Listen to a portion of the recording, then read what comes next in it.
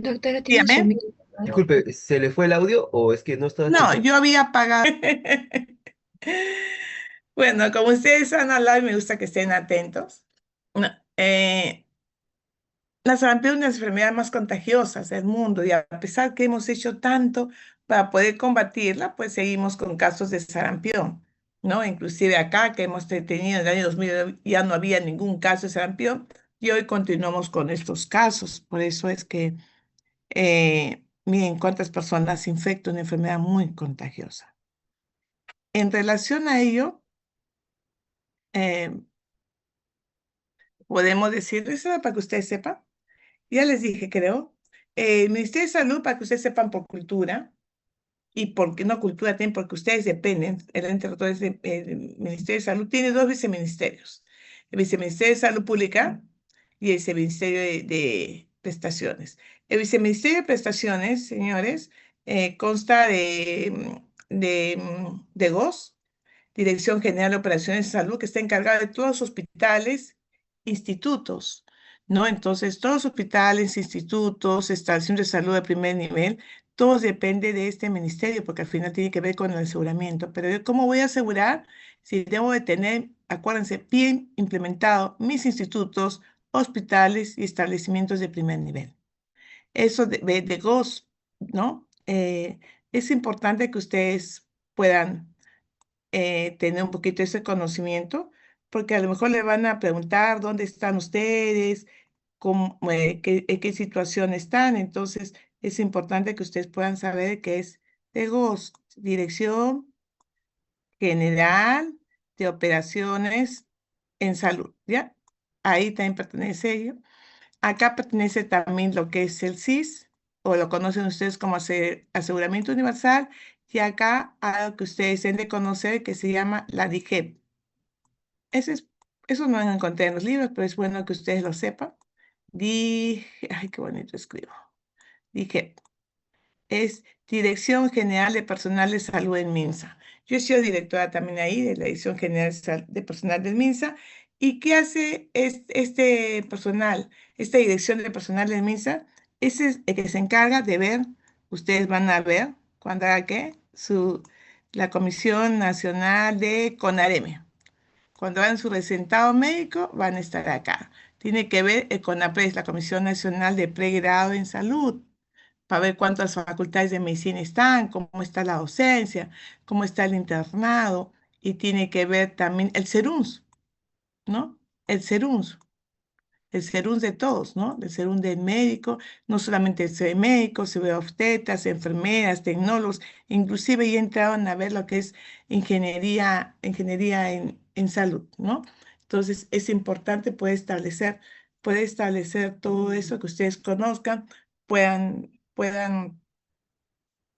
realmente saber cuando ustedes digan qué hace el viceministerio, saben que dos viceministerios, y este es uno de los fuertes, ¿no? Que ve prácticamente la implementación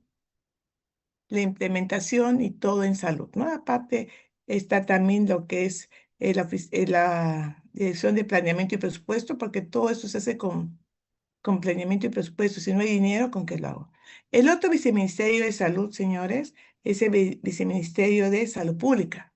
En el Ministerio de Salud Pública está la Dirección General de Intervenciones de Estrategias en Salud Pública, ¿no? Entonces, viene a ver toda la parte de estrategias sanitarias, inclusive una de las partes que ve también es emergencias y desastres, y el otro punto que ve es lo que ustedes conocen como C, la CDC o la Dirección General de Epidemiología. Acá está lo que es epidemiología. ¿Entendieron hasta ahí, jóvenes? Cuando les salen al Ministerio de Salud, ya saben que existen dos viceministerios. ¿Entendieron ahí? ¿Alguna pregunta hasta ahí, señores? Entonces, eso ustedes no van a encontrar en el libro, no van a encontrar en nada, pero a veces cuando dicen Ministerio de Salud, sí, pero dos viceministerios. Entonces, ese viceministerio de Salud Pública, que ustedes ya lo conocen, está la Dirección General de Intervenciones Sanitarias en Salud Pública, que están todas las estrategias que ustedes nos han explicado. O sea, este es un repaso nomás, que puede entrar también, viene parte de su examen, también sin querer, también viene parte de su examen, ¿no? en que realmente se consideran pues los determinantes sociales, especialmente los enfoques de la interculturalidad, según por los cursos de vida, entre otros. Entonces es muy importante que les haya explicado eso. Y para ello la dije, ¿no? Tiene a cargo toda esta dirección, dirección mental, dirección de contra discapacidad, dirección sexual, dirección de enfermedades, no transmisibles raras y huérfanas. ¿Conocían estas enfermedades, jóvenes? A ver, para preguntar si están ahí, si me están escuchando o no.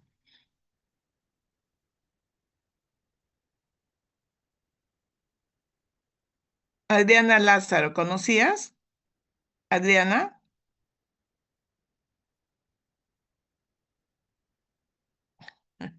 es una forma para saber si dejan el micro y se van a hacer otras cosas. Entonces, para mí, la señorita Adriana Lázaro está ausente. Falta. A ver, ¿qué me puede decir?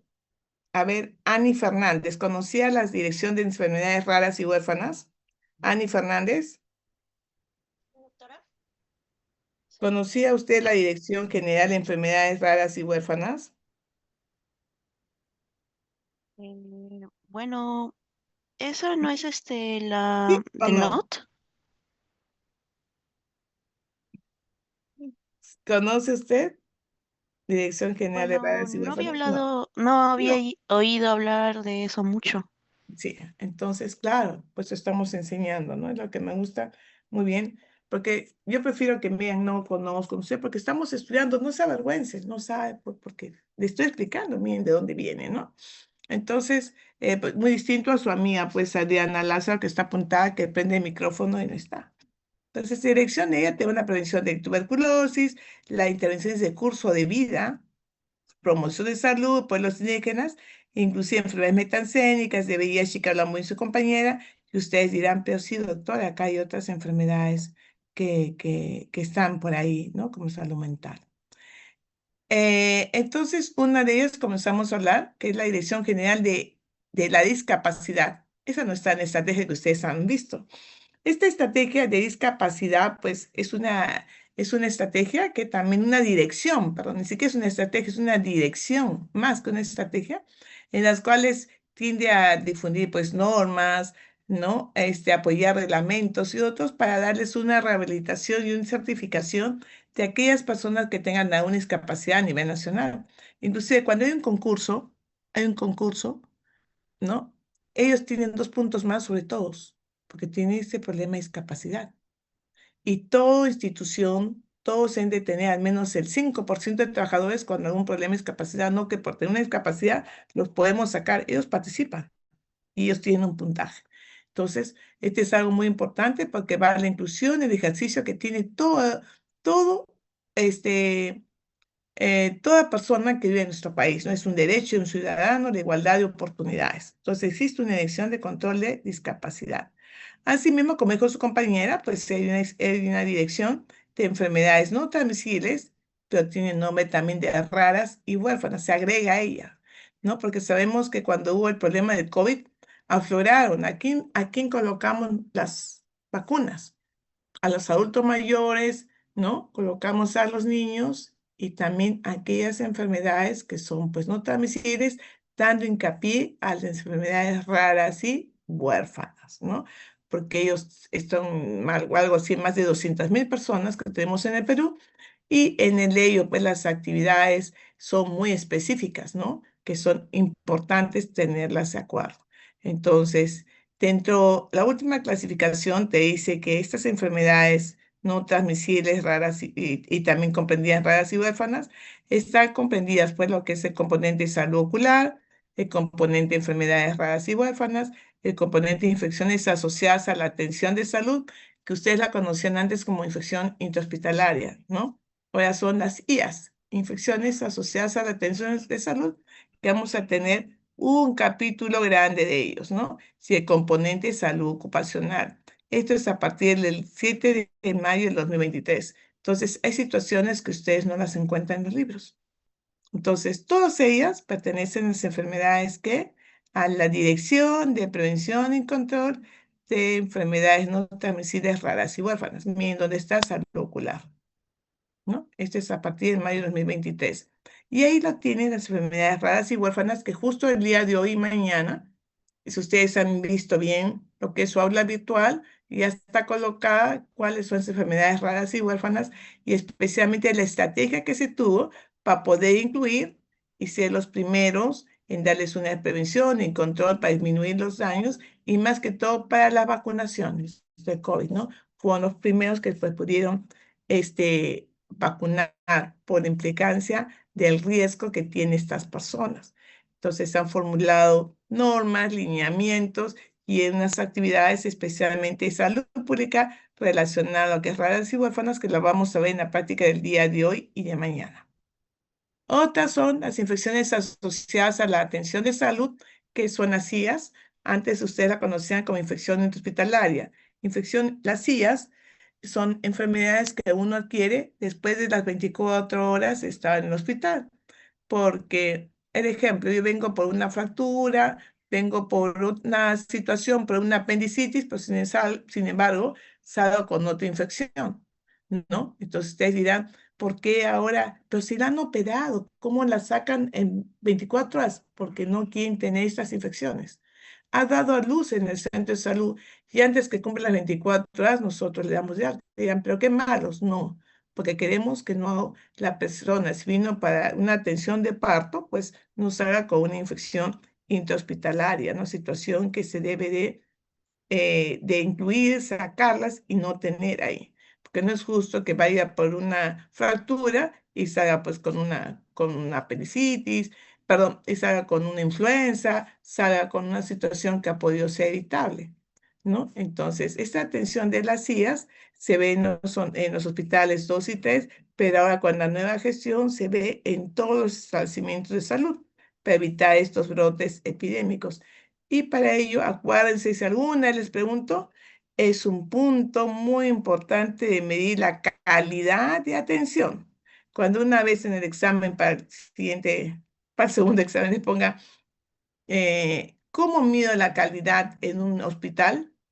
A través de las infecciones asociadas a la atención de salud que tenga cero, ¿no? Que no tenga ninguna infección. El otro es salud ocupacional, que tengamos a hacer una clase de salud ocupacional. Yo también soy especialista en salud ocupacional y lo que queremos es evitar estos accidentes y enfermedades de los profesionales o personal que trabaja en un establecimiento de salud. No es justo de que un médico también vaya y se infecte, ¿no? Tenemos que tener una ampliación de un escritorio de más de 90 un metro, porque la persona puede tener unas infecciones, como se ha dicho su amiga, y muy bien lo ha hablado Catherine, en relación a infecciones eh, de infecciones respiratorias agudas, ¿no? Que a lo mejor estamos un poco también nosotros un poquito mal y más la infección sobregada salimos contagiándonos. Y tampoco no es justo de que una persona que esté haciendo limpieza por X motivo, también por las manos, que no tiene una buena bioseguridad, se pueda contagiar, ¿no? O una persona que esté en tuberculosis por no estar su mascarilla N95, pues haga con una enfermedad de tuberculosis. Y no solamente ahí, salud ocupacional también ve a aquella persona que esté completamente trabajando en una silla que no es ergonómica, pues todo el tiempo sentado, mal sentado, con la columna desviada, sale con problemas lumbares, ¿no? Entonces, también salud ocupacional tiene que ser monitoreo, el seguimiento de esta intervención para fortalecer, pues, lo que es importante en lo que es salud. Inclusive, la universidad tiene un grupo de lo que es salud ocupacional. Entonces, lo que se quiere, pues, con estos objetivos, con estas estrategias, es contribuir a un acceso eficaz para toda la población, reducir los factores de riesgo. Si hay un riesgo, tenemos que modificarlos, mejorar, pues, la salud en relación a los cambios climáticos que tenemos. Ustedes han visto, tenemos sol, frío, las amenazas globales, hay guerras, hay otro, y ahora que estamos viviendo con tanto peligro, ¿no? Por ejemplo, el día de ayer, que la gente va a distraerse a un local y encima siguen avaliados, que es terrible. Inclusive dice que un espectador, una persona que también estaba ahí, también salió herida, ¿no? Entonces hay que tener mucho cuidado con ellos. Entonces, las estrategias sanitarias fueron creadas porque primero salieron los programas de salud. Los programas de salud comenzaban a ver que teníamos muchos casos de tuberculosis, mucha gestante, entonces teníamos que enfocarnos de por qué esas gestantes deben de ser vinculadas para llegar a un parto final, ¿no? Ese niño de crecimiento y desarrollo tenemos que hacerle. Ese niño tenemos que vacunarlo. Entonces salieron las estrategias de inmunizaciones y así sucesivamente. Entonces, con el transcurso del tiempo vamos viendo que se reestructuran esas estrategias y es así que el Ministerio de Salud, aparte que ve accidentes de trabajo, campañas especialidades y demás, coge una dirección que vea estrategias sanitarias. Dentro de las estrategias sanitarias que hemos visto son las 15, aparte de las que las he nombrado. Entonces, estas estrategias sanitarias están justo para poder mejorar esa carga que tiene la familia, familiar, asistencial, no social, económica y mejorar ¿qué? Nuestra realidad nacional. Ustedes ya lo han hecho perfectamente bien, así que solamente voy a hacer muy rápida esta clase porque ustedes ya la conocen, ustedes ya la han expuesto, inclusive ustedes ya dominan ciertas estrategias que tenemos ahí.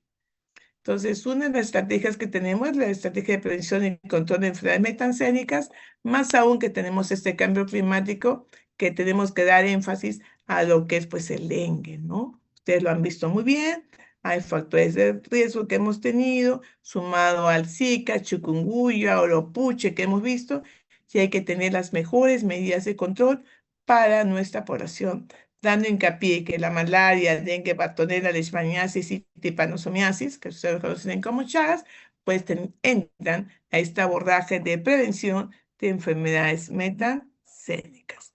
Y esto se ha visto porque en los últimos años se ha visto el alto índice de casos que tenemos, más que todo, de dengue. Y hemos tenido brotes de fiebre amarilla, de malaria, de dengue, y más que todo hemos tenido inclusive de oropuche.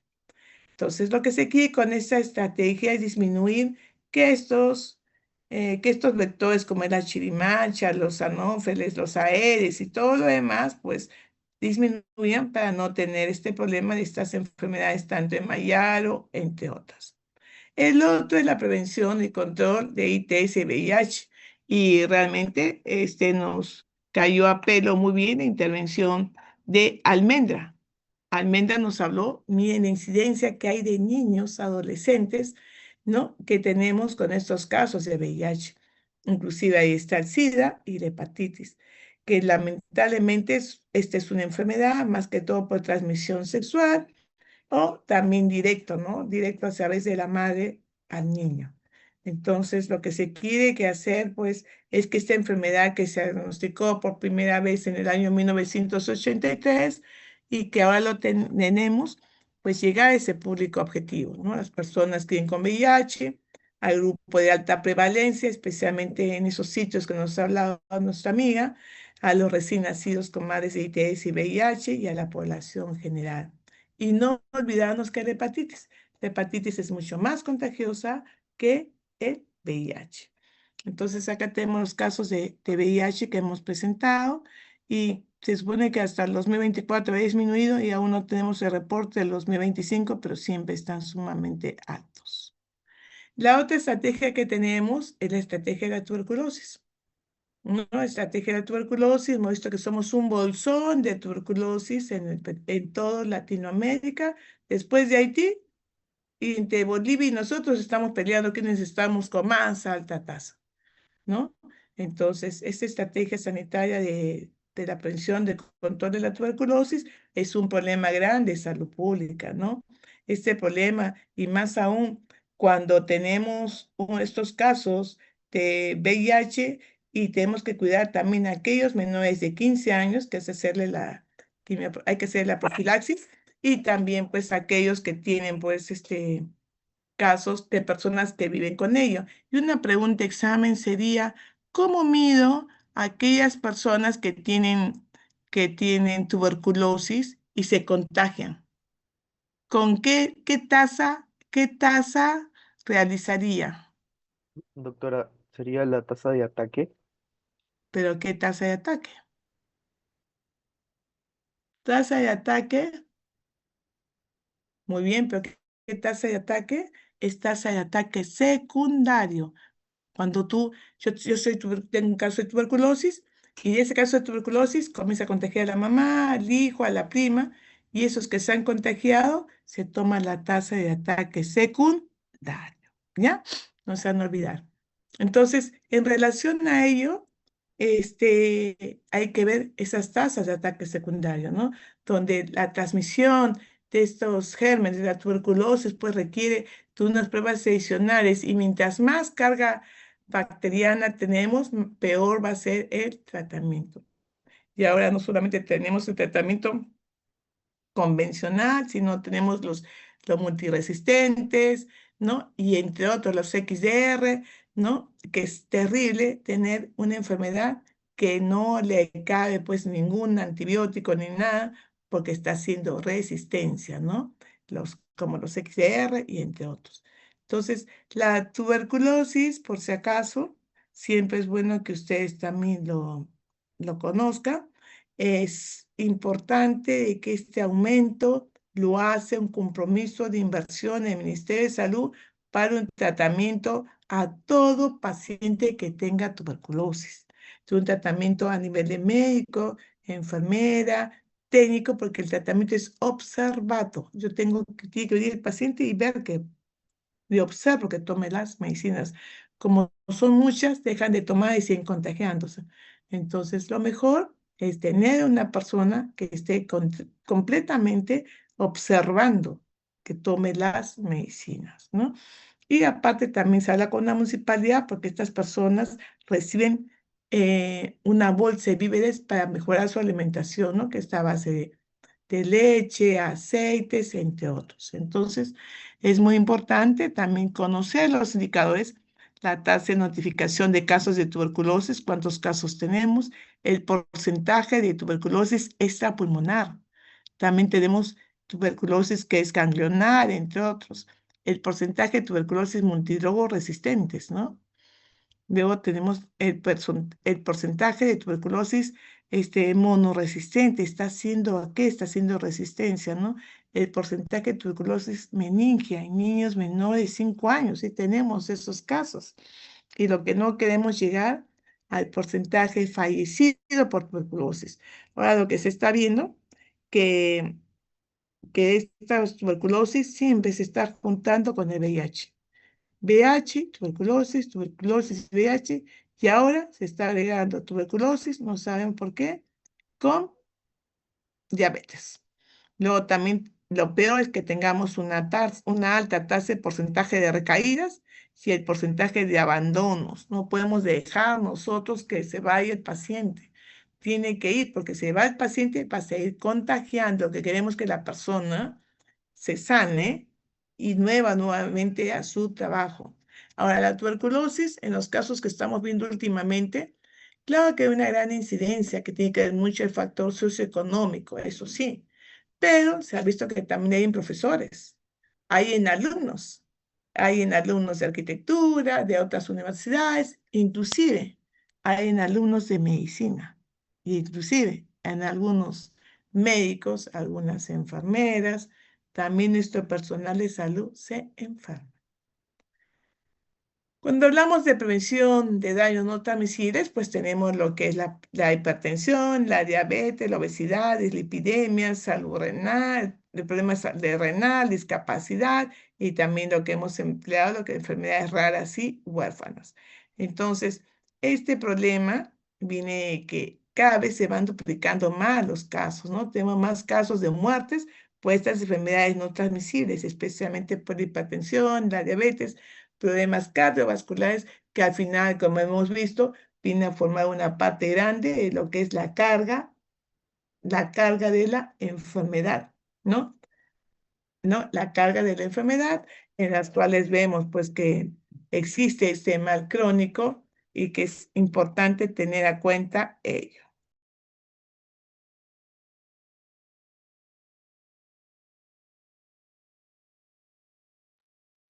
¿No? Entonces, se ha pronosticado que inclusive en los últimos años la causa lamentablemente de mayor incidencia va a ser estas enfermedades que han podido ser evitables, ¿no? Entonces, actualmente vemos de que la hipertensión arterial pues ocupa un gran porcentaje de nuestra población.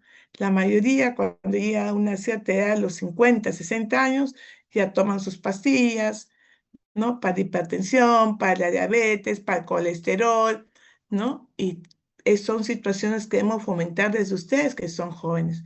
Inclusive este apoyo que hay iniciativas locales y comunitarias de tener una alimentación saludable, actividad física, por eso ustedes han visto que existe pues la ciclovía, cada vez hay mayores restaurantes de comida, pues natural, ¿no? Sin aditivos. Hemos visto que están los octógonos, cuando uno compra algo, te dicen que está aumentado alto en contenido de grasas, alto en contenido de azúcar.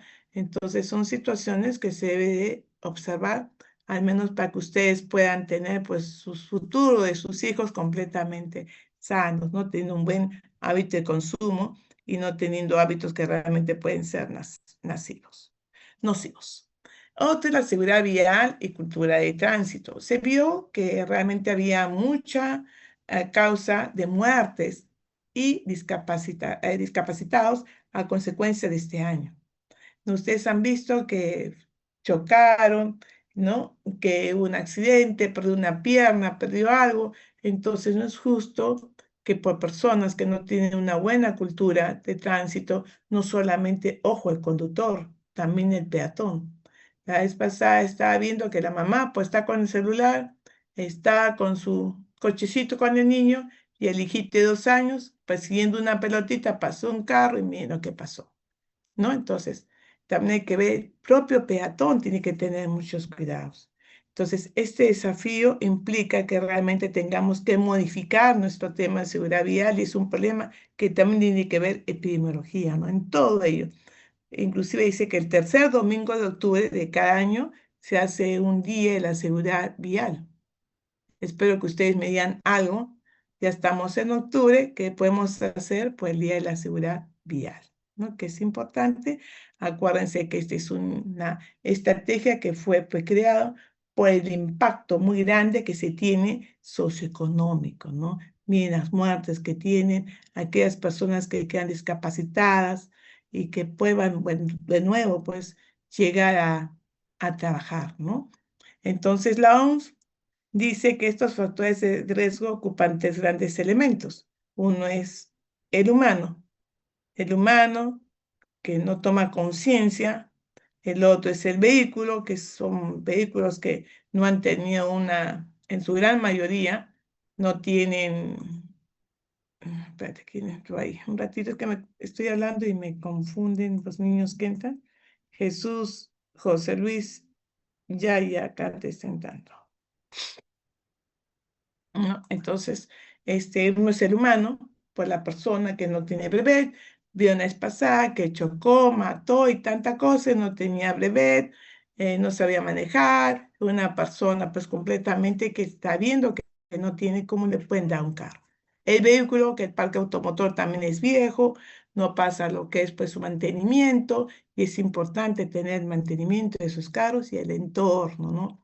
El entorno también aparte de los peatones que cruzan, están con el celular, no miran, ¿no? O esos huecos que también tienen, que a veces esos huecos, esos valles, hacen pues que el carro se desvíe y pongamos tener un accidente, ¿no?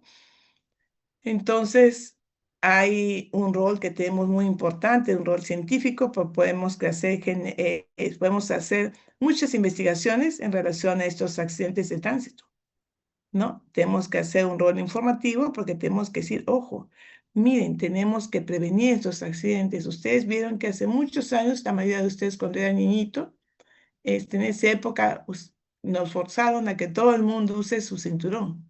Si uno usaba su cinturón, multa. Y la gente más lo usa no por su seguridad, sino me van a multar. Entonces es importante pues de que usen sus cinturones de seguridad. Aparte de la parte educativa, ¿no? El peatón, el vehículo, el conductor, pues tienen que estar muy bien y el rol asistencial, ¿no? Es oportuno que se cumplan esos estándares que se tengan.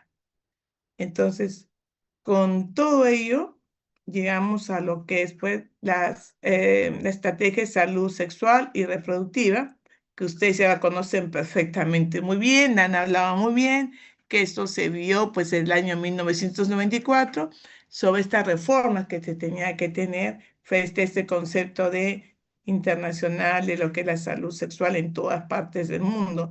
Más que todo, que sea una salud sexual y reproductiva con un conjunto de métodos, técnicas que sea aceptada por la pareja, ¿no? Y más que todo, dando un bienestar mejor y a la familia.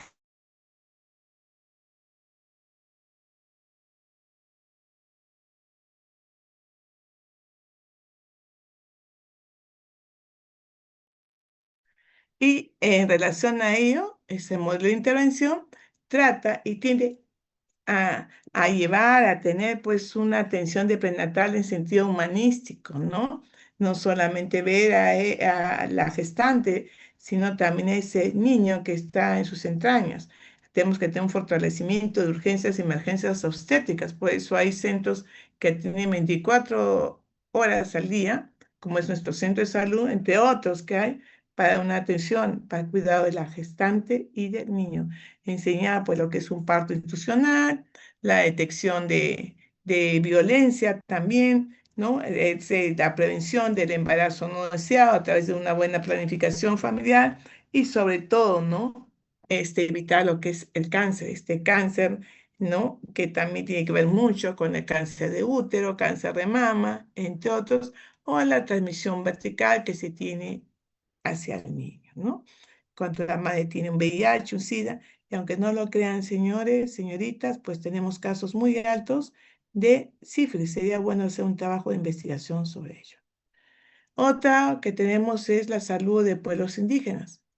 Ustedes saben que se vio un acorde a nivel del Estado y a través de la OIT, pues convenio de la OIT, la Declaración de los Derechos de los Pueblos Indígenas, se tiene que crear una estrategia porque no solamente el Perú es Lima, el Perú es costa, sierra y selva.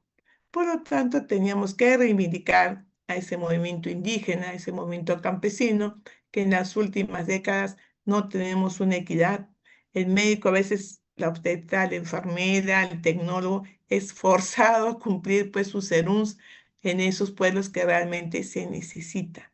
No es importante llegar a ellos, a esa población que es de pobreza, pobreza extrema, y tiene que cumplirse pues la atención también de ellos. Entonces, esta estrategia de pueblos indígenas, más que todo, trata de que a esa persona se le incluya, ¿no? Que no tenga una inequidad, que no sea pues un abandono. Al contrario, se tiene que respetar sus costumbres, ¿no? Mejorar sus indicadores y para ello mejorar pues los índices de mortalidad infantil, mortalidad general, la desnutrición, el resto de estas enfermedades emergentes y reemergentes. Por lo tanto, nosotros acá en el Perú consideramos mucho el derecho que tienen nuestros pueblos indígenas y también las altas tasas de mortalidad y la escasa coordinación que tuvo el MINSA. Por eso es que en el 2004 se fortalece la Comisión Nacional, ¿no? de que es indígena amazónica y sobre todo se elaboró un plan integral para mejorar estas poblaciones que están alejadas, ¿no? Entonces dicen que la Amazonía peruana tiene casi, ustedes lo han visto, ¿no? En Ucayali, Loreto, Madre de Dios, Amazonas, casi ocupa el 60% de su superficie de todo nuestro territorio.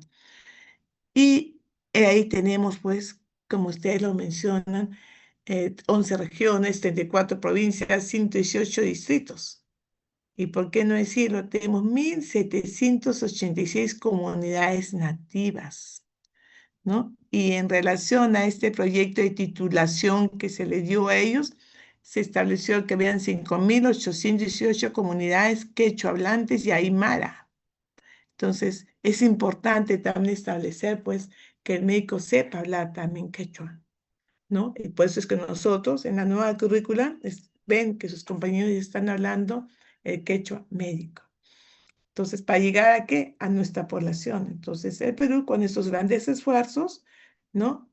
Todavía sigue manteniendo una alta tasa de mortalidad en América Latina, junto con Haití y Bolivia. Situación que no debemos de tener, pues, esta tasa de mortalidad, aunque en los últimos 2 años ha disminuido, ¿no? Entonces, miren, el Perú tiene más de 7.000 comunidades, más de 5.000 comunidades campesinas y 1.345 comunidades nativas, ¿no? Que es importante tenerlas, lo que es pues entre Loreto, Junín, Amazonas. Y dentro de esa estrategia se estableció lo que ustedes saben muy bien, ¿no? Lo que es la adecuación del parto vertical. ¿Qué pasó? La gente no iba y en tanto en Junín, en Huancavelica, las gestantes fallecían porque eran atendidas por la comadre, por el esposo, por la mía, inclusive hasta el cordón era cortado con un cuchillo, con una gilet, con una piedra, rompían una botella y la cortaban y ahí fallecían las mamás en el porperio. Entonces, si la mamá quiere dar su parto vertical al lado de su comadre, al lado de su hermana, pues se le debe dar. Y el médico, la obstetra, ¿no? Tiene que adaptarse porque el mejor parto es vertical, para que la madre pues sea sentada, ¿no? De cuclillas, arrodillada y tenga su hijo. Y con eso pues se pudo disminuir bastante la incidencia que había de mortalidad en Huancavelica, en esas zonas. El otro estrategia es la alimentación y nutrición saludable, que ustedes hemos hablado mucho sobre ella, sobre esas deficiencias que tenemos y que está reportado más que todo en estos grupos vulnerables, ¿no? De sistemas pobreza y exclusión, donde alta índice de anemia que tenemos, pues llega a esas consecuencias. Por lo tanto, se ha implementado esta alimentación y nutrición, incorporando pues algunas dietas que son importantes para nuestros niños, ya que se ha visto que la desnutrición en los primeros años son importantes, ¿no? Para todo su ciclo de vida que tenga la persona. La otra estrategia de salud mental y cultura de paz es una estrategia creada también en el 2004, donde da énfasis a brindar una orientación más que todo de un nuevo modelo, ¿no? En los cuales podamos permitir un abordaje de reducción o de prevención de estos problemas que tienen de salud mental, ¿no? Tenemos ahora mucha violencia, tenemos, mira lo que está sucediendo actualmente en el Perú, la gente pues está aterrorizada, tiene miedo de poder ir a una reunión y salen avaliados, de subir un carro y sale pues con estos problemas que se presentan. Un momentito, por favor, mil disculpas. Existe, ¿no? La ansiedad. Hemos visto médicos que ponen, me retiro porque estamos con depresión. Y no solamente médicos, también hay enfermeras, también hay otros personales, inclusive hasta psicólogos que están con depresión. Y no solamente personal de salud, también hay profesores, ingenieros que están con depresión, con ansiedad, y más que todo porque esta suma, pues estas estadísticas mundiales, donde estos problemas psicosociales que se presentan, pues traen la consecuencia, puede que la gente esté completamente con ansiedad por los asaltos, violencia, asesinatos, raptos, drogadicción, pandillaje y más que todo lo que estamos viendo ahora, ¿no? El sicariato, ¿no? Que porque cogen a un joven para que no vaya preso, de 16, 14 años le enseñan a disparar y pueda perpetrar un crimen por solamente 500 soles, por 600 soles o por una apuesta. Entonces, este es un problema de salud mental grave que tenemos que abordar, por eso tantas casas de salud mental que está teniendo el Ministerio de Salud para poder mejorar estos indicadores, ¿no? Que la gente no tenga, pues, este grave problema de lo que es el pandillaje, el abandono familiar, la drogadicción, que trae consecuencia, pues, estos disturbios y este problema dentro de la población. El otro es salud bucal. Acuérdense que una de las primeras causas de morbilidad en adolescentes es salud bucal, ¿no? Entonces, esos problemas son estomatológicos que se presentan más que todo por enfermedades periodontales, constituyen un problema grande en salud pública, sobre todo en adolescentes, en adultos jóvenes y en adultos mayores, ¿no? Entonces, este alto índice de dientes con caries, perdidos, ¿no? Que dan la consecuencia, pues, que el Perú y todos tengamos un problema muy grande con esta estrategia sanitaria. Entonces, se deben de inculcar a estas actividades, pues nuestro personal sale a los colegios a enseñarles lo que es de importancia de higiene bucal, hacer las topicaciones de flúor y enseñarles visitar al odontólogo, aunque sea una vez al año, para modificar, pues, y reducir estos altos índices de estos problemas odontoestomatológicos. Otro es el problema ocular, donde se ha visto a través del lino que tenemos pues una cantidad muy alta, muy grande, pero que son personas que tienen de esta discapacidad, ¿no? Que van a comprometer a la persona al desarrollo integral. Y esto no solamente se ve en el Perú, sino en toda Latinoamérica, ¿no? Hay una cifra alta de ciegos, debido a cataratas, a vicios de refracción, ya sea por glaucoma, retinopatía, ¿no? Que es importante revisar y a ver la situación que tiene ese niño, ese adolescente o ese adulto mayor. Ese aumento de la catarata sigue aumentando caso tras caso. En el Perú se ha visto pues de que esto continúa y una forma y un objetivo es prevenir pues esta ceguera que puede ser evitable, diagnosticando estas patologías y haciendo tamizajes, ¿no? Que es un tamizaje, un screening donde hago realmente y me evalúo estos errores refractarios y detecto de una forma oportuna los problemas de catarata y glaucoma que presenta la persona. Entonces, como ustedes pueden ver, esta prevalencia de salud, de patologías oculares, están muy, muy altas, en la ceguera, que han podido ser evitables, ¿no? El glaucoma, entre otros, ¿no? Y los vicios de refracción también, y que es importante lo que se ha visto, que tenemos que reducir al menos el 25% de las cegueras que pueden ser evitables. Coberturar más que toda nuestra población más vulnerable que son niños, adultos mayores y sobre todo aquellos que son en zonas rurales, ¿no? Entonces, los logros de 2024, esta estrategia está funcionando muy bien. Se han equipado 850 establecimientos. Ustedes han visto que en nuestro centro de salud tenemos 2 oftalmólogos. Se han capacitado a 1.200 profesionales, porque si no hay oftalmólogos, se capacita al médico general, a la enfermera, ¿no? Para poder también captar y ver lo que son estos problemas visuales, ¿no? Miren cuántas consultas que hemos tenido y sobre todo se ha podido establecer que el 15% de las cegueras han disminuido, que han podido ser evitables.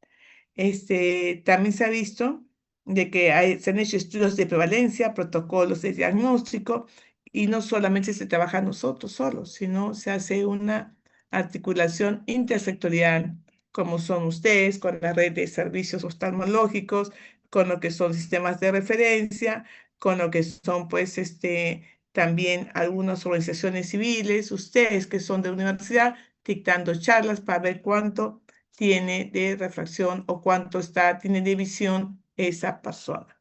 Inclusive si estoy en un establecimiento muy alejado, existe la telemedicina, en los cuales hay teleconsulta, hacemos diagnóstico y capacitación para implementar y mejorar un acceso oportuno a esas personas. Otro problema que se tiene es la afectación que se tiene de contaminación de metales pesados y sustancias químicas, que también fue comparado en el 2008, debido a las principales exposiciones que se tiene de plomo, tanto en el Callao, en La Oroya, Cerro de Pasco y entre otros, porque el aumento de esta minería, ¿no? Esta minería que se tiene, que es productor, pues, de plomo y que se ha visto que es uno de los grandes problemas de salud a nivel mundial. Y ese trabajo informal peor, y peor todavía aquellos que trabajan con pinturas, baterías, que inclusive se contaminan con lo que es el plomo. Entonces, cuando hablamos de esta contaminación, hablamos solamente de contaminación de materias o materiales, sino contaminación del aire. Miren cuántas partículas tenemos y tenemos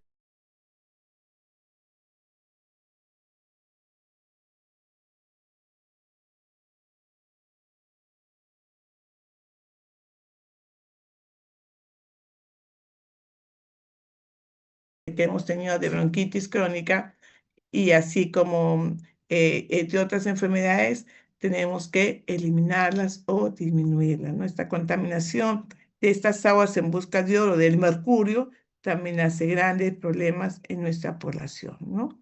Ahí tiene intervención de metales pesados, tenemos una detección pues oportuna y una vigilancia epidemiológica que tiene que estar monitoreando la parte ambiental, ¿no? Cuánto de contaminación tenemos con el aire que respiramos. Tenemos que tener una atención médica especializada debido a la exposición. Pues se trabaja en una minería, trabaja inclusive las enfermeras o las técnicas que hacen el algodón, ¿no? Las torunditas, es importante ver eso.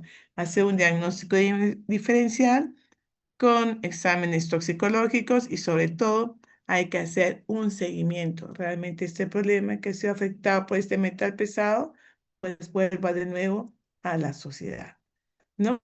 Tiene situación, como pueden ver, dicen que los últimos estudios de contaminación con metales pesados que perjudican a niños y mujeres, que son los que están en casa al lado de una fábrica, de una empresa que realmente tiene mucha contaminación, también en las zonas rurales.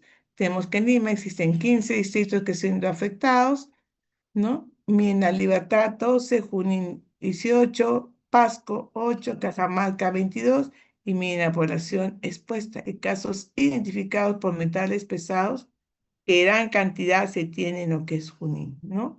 Tiene una probabilidad pues alta y muy alta, sobre todo en la Libertad y el Cerro de Pasco, ¿no? Estos son los últimos estudios en los cuales tenemos que supervisar, ver a aquella persona que venga con una bronquitis, hacerle un, un estudio muy grande, ¿no? De dónde viene, dónde, cómo, cuándo, y vamos a ver que lo juega en una fábrica, trabaja con baterías, trabaja con solventes o trabaja en la minería informal. Entonces, la estrategia para combatir esta contaminación es hacer un monitoreo ambiental. Tenemos que no solamente calidad de aire, también hay que ver calidad de agua. El agua está, a lo mejor está contaminada con metales pesados, ¿no? De suelos. Es importante. Las estrategias sanitarias, ¿no? La prevención, el autocuidado que se tiene que mencionar a este personal. Y sobre todo, nunca se hace solo nosotros. Tenemos que trabajar con el sector de la minería, con el sector del Ministerio de Ambiental, gobiernos locales, entre otros. La otra estrategia es salud familiar, en las cuales también se vio que teníamos que dar un beneficio a esta población, sobre todo a aquellos que son pobres o extrema pobreza. El objetivo es más que todo llegar a esa población vulnerable. Si no puede al establecimiento de salud, que el médico vaya a su domicilio, vea y vaya a constatar cómo están los integrantes de la familia, ¿no? Enseñar que si tenemos el autocuidado y en caso de no poder tener nosotros, pues invitarlos al establecimiento de salud o visitarlos si tenemos un adulto frágil. Entonces, esta estrategia de medicina y familia trata de que sobre todo tengamos que priorizar la atención integral, ¿no?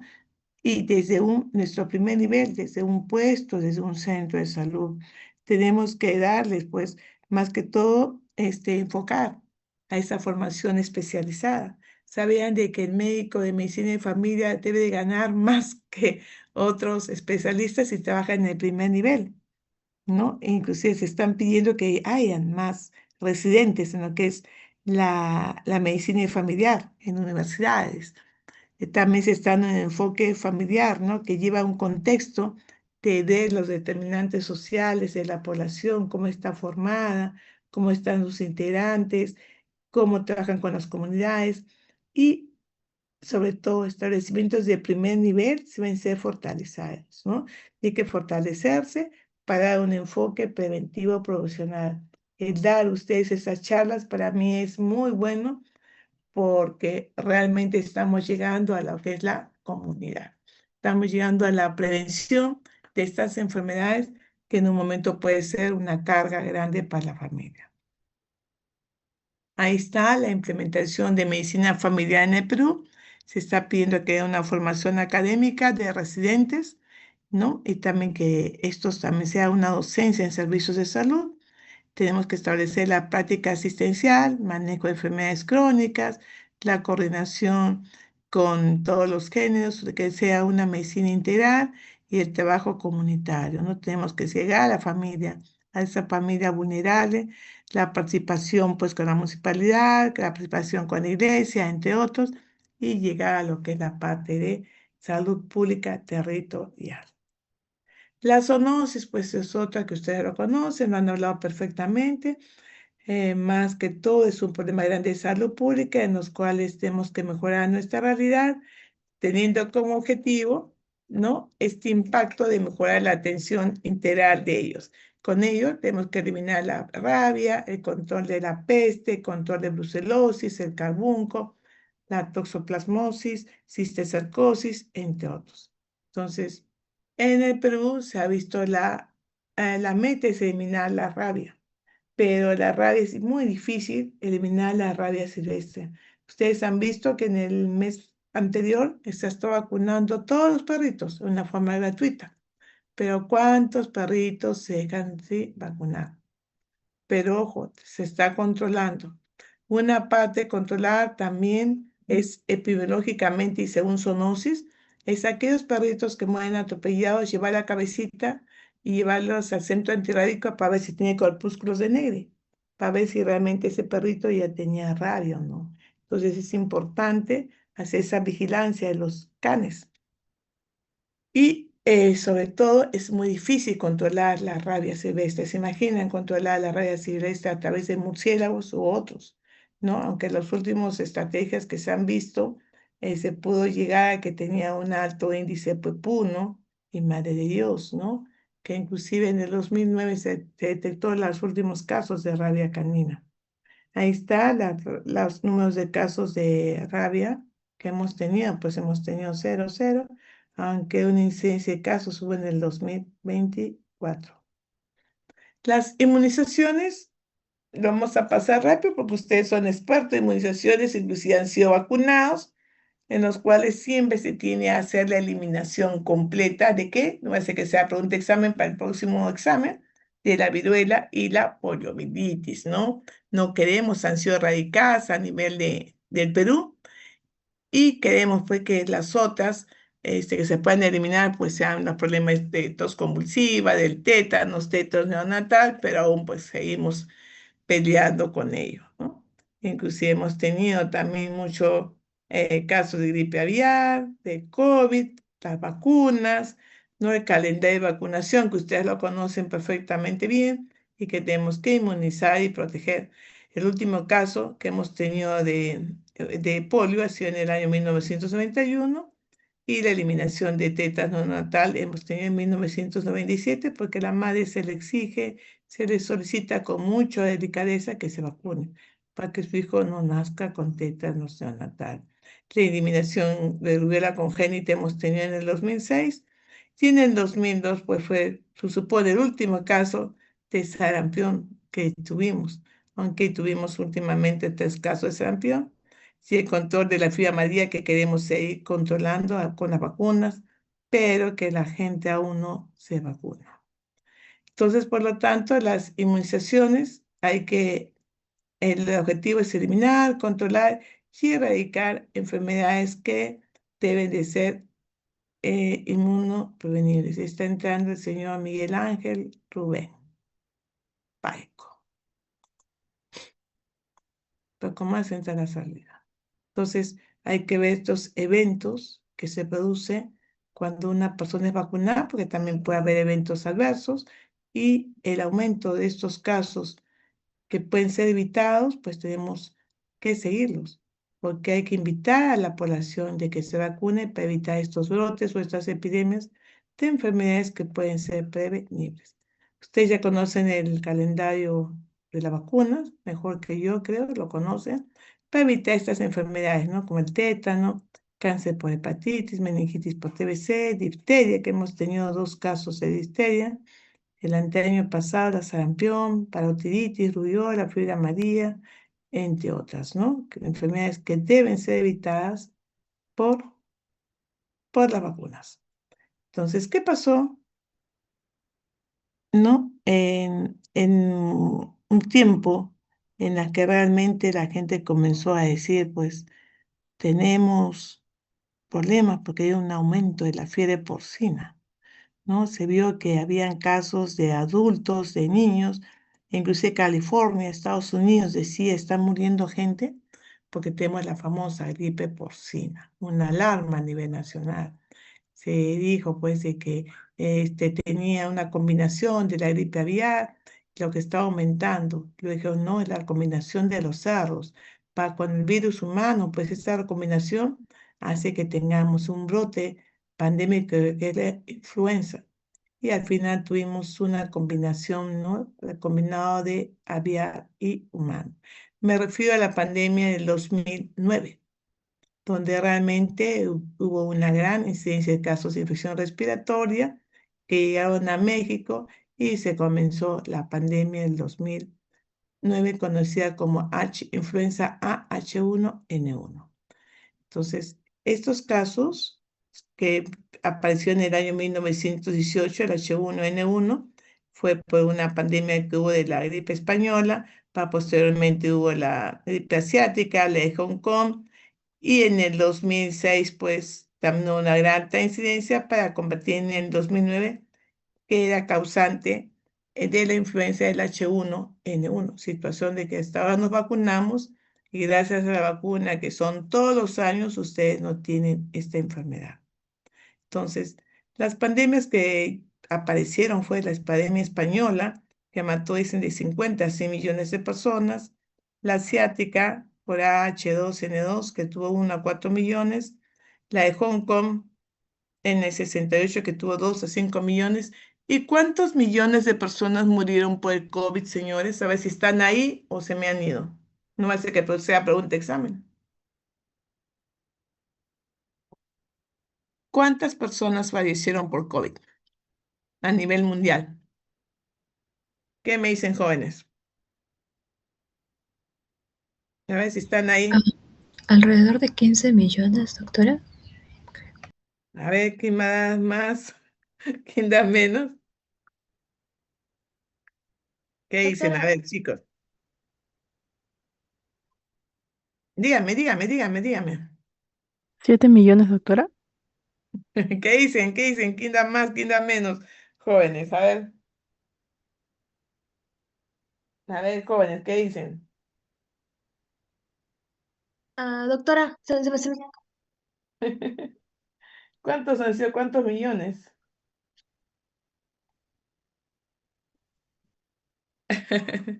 15 millones, ¿cuántos?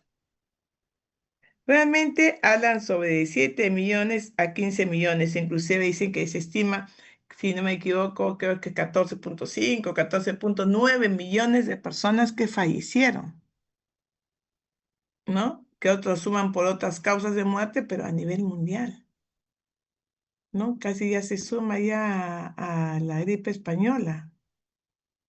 Entonces, miren cuántos fallecieron y que ustedes lo han vivido, ¿ah? No van a decir, sí, la doctora de 2009 todavía era chiquita, pero esta de COVID 2021, 2020 y 2021 estuvieron presentes. Entonces, en el 2018 tuvimos la primera causa de la gripe española, lo tuvimos en el año 57 y se establecieron acá en Tumbes, Iquitos, Chachapoyas, y la tercera pandemia de influenza estuvo en el año 68. Para esclarecer, pues en el 2009 tenemos casos que llegaron, yo me acuerdo que estaba de directora de la RIS y epidemióloga, y me llegaron pues los casos que vinieron de estos alumnitos que se fueron, alumnos de colegios de Surco que se fueron a República Dominicana y Argentina. Todos los colegios, la gran mayoría de que estaban en Surco, pues llegaron los alumnos que se fueron de viaje de promoción y por lo tanto los cerramos los colegios. Nos cerramos los colegios y cuando decíamos dónde están los alumnos, estaban en el cine. Peor. Entonces, realmente se tuvo, pues supongo, la presentación de los casos ubicados en Lima, en la red Barranco Chorrillo Surco, en el distrito de Surco, ¿no? Fue terrible cuando digo, porque sea gripe porcina, la influenza porcina, la influenza norteamericana, y al final era el H1N1, ¿no? Que con su subtipo pues se puede detectar y una gran cantidad de funciones en México, acá no tuvimos porque inmediatamente se puede detectar, separarlos, estuvieron en confinamiento algunos alumnos y se le dio pues la Satelmivir, todo lo demás y se pudo controlar esta epidemia, ¿no? Entonces, esta epidemia se elevó a una alerta epidemiológica 5, donde el brote o la alerta ya sobrepasó y entramos a una pandemia, ¿no? Entonces, hay una amplia diseminación, llegamos al punto 5 o 6, y la transmisión ya pasó de ser de persona a persona a transmitirse mundialmente. Miren bien estos gráficos, ¿ah? La respuesta del MINSA fue, pues, el Perú continúa con este probable alerta de virus. Me acuerdo que me dan 2 de la mañana, 2:05, 2:06, tengo mi hijo con no puede, no puede respirar, tiene tal cosa, y apuntar, creo que tenía como 800 casos, yo no tenía dónde apuntar más. Entonces ahí tuvimos que, toda esta estación de salud tuvieron que sacar las muestras, ¿no? Vigilar las infecciones respiratorias agudas, implementar esa vigilancia y sobre todo fortalecer el control de estas infecciones, ¿no? ¿Qué tenían? Díganme, ¿a qué se parece esto? Fiebre mayor de 38, tos, dolor de garganta, rinorrea, dolor muscular, cefalea, escalofríos, diarrea y vómito. Dígame si no se parecía a los mismos síntomas o son iguales a los del COVID. Igualitos. El COVID presentaba temperatura de 38, tos, dolor de garganta, rinorrea y dolor muscular y que iban al vómito. Los signos de alarma, igualito. ¿No? Al momento de respirar, pues tenía cianosis, síndrome de deshidratación, un deterioro de la función cardíaca, agravamiento de enfermedad crónica. Si tiene enfermedad crónica, pues el paciente pues sea más factible que tenga un problema pues grande de ello y pudiera inclusive fallecer. En niños, el aumento de la frecuencia respiratoria, no querían lactar, no querían tomar, no estaban muy con rechazo bioral, un trastorno de la conciencia, y esto se parece igualito a qué? Al COVID. Era lo mismo. ¿Se acuerdan que en factores de riesgo en el COVID, qué decíamos? Factores con comorbilidad o mujeres embarazadas, personas que tenían VIH, personas que tenían asma, que tenían problemas cardiovasculares, diabetes, obesidad, eran los primeros que se operaban, pero se vacunaban, y incluyendo pues aquellos que tenían problemas neurológicos y en el caso de COVID, eran las enfermedades raras y huérfanas. Entonces, hasta ahora tenemos esta hoja de lo que es la influenza y actualmente en el Perú está circulando la influenza H1N1, el virus sincitial respiratoria y el COVID, por si acaso. Por eso no hay que olvidarnos del equipo de protección personal, higiene en manos, protocolo de higiene, ¿no? Al respirar, al toser o estornudar, poner el codito, saludar con el puñito, nos hemos olvidado. Ya nos damos besitos, ¿no? Estornudamos así nomás. Ahora no sé qué enfermedad puede venir o si realmente nos ayudó mucho pues de vacunarnos contra el COVID, ¿no? José Luis ya está entrando recién.